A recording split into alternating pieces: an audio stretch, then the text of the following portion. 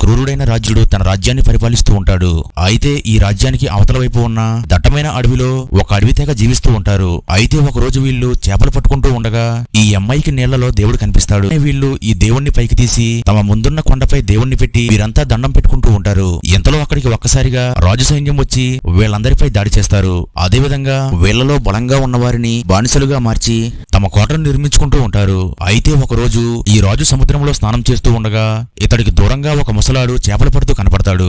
వెంటనే భటులు ఈ ముసలాన్ని లాక్కొచ్చి రాజు ఆజ్ఞ మీద ఇతన్ని చంపడానికి పక్కకు లాక్కెళ్తూ ఉంటారు. అప్పుడు ఇతడి సంచిలో నుండి సుగంధ ద్రవ్యాలు కింద పడతాయి. వెంటనే రాజు ఈ సుగంధ ద్రవ్యాలను వాసన చూసి ఇవి నీకు ఎక్కడ దొరికాయని ఈ ముసలాన్ని అడుగుతాడు.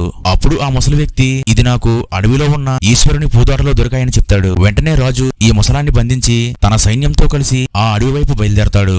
అలా కొద్ది గంటలు నడిచేసరికి చీకటి పడిపోతుంది. అలాగే అడవంతా చీకటిగా ఉండడంతో రాజు కాగడా తీసుకుని పక్కనే ఉన్న చెట్టుకి నిప్పంటిస్తాడు. దీంతో ఆ అడవిలో ఉన్న దేవుడికి కోపం రాగా కొన్ని అడవి దొండలు పరిగెట్టుకుంటూ వచ్చి ఈ భటులను చంపేస్తాయి. అప్పుడు రాజు కోపంగా ఈశ్వరుడి పూదోట వైపు వెళ్తాడు. ఇంతలో ఇతడి చుట్టూ ఒక అదృశ్య శక్తి తిరుగుతూ ఉంటుంది. అలాగే ఈ అదృశ్య శక్తి ఒక్కసారిగా రాజు పైన పడి ఆ రాజును అక్కడ నుండి లాక్కెళ్ళిపోతుంది.